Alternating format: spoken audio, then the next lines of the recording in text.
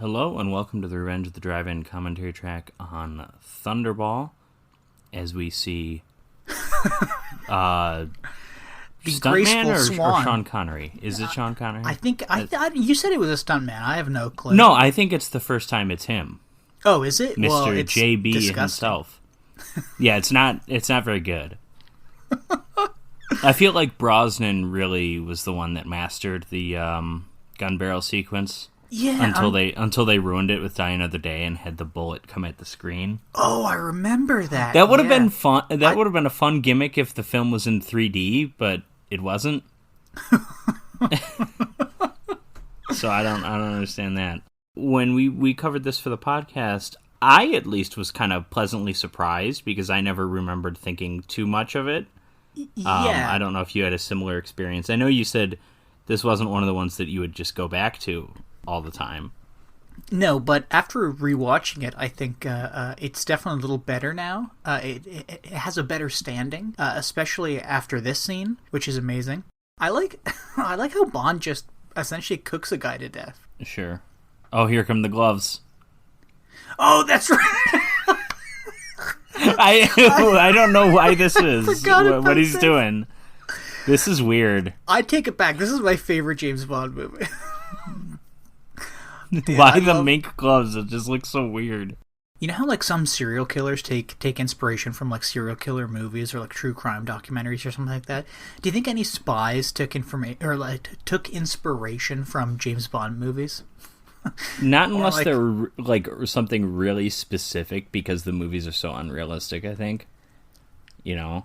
Yeah. Well, I mean, so you're saying nobody ever escaped with a jetpack off the roof of a manor? After it's possible someone a man tried. Dressed as a woman? Someone's definitely beaten a man dressed as a woman before, but oh no.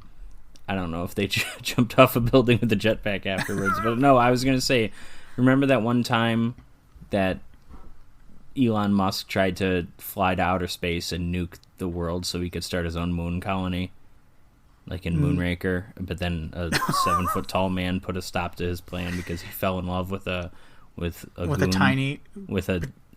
woman who looks like she's 12 years old, who has braces. Yeah, I do remember that. At this, when I decided I'm going to watch all the James Bond movies, it was at a point in my age when I'm sure at your age, at that age, you had already seen all of them. I hadn't. I didn't really grow up with the James Bond movies. I had seen a few, and I'm like, you know what? I'm going to watch them all. And I watched them all in order, including the ones I had seen before, and I got to Diamonds Are Forever.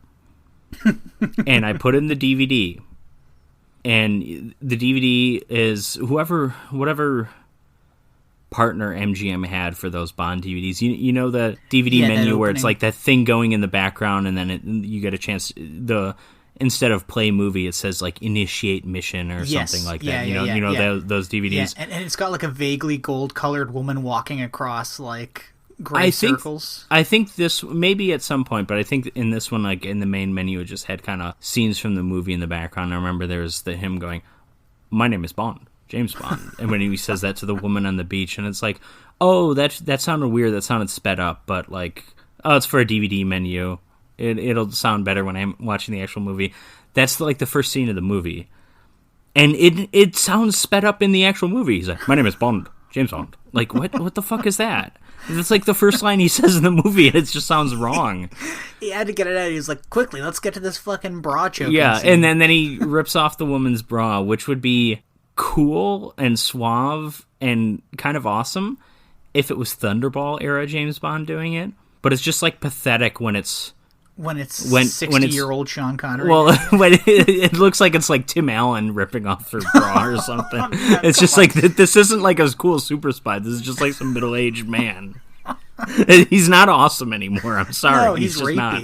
My favorite part about Diamonds Are Forever, other than like the dune buggy thing and the...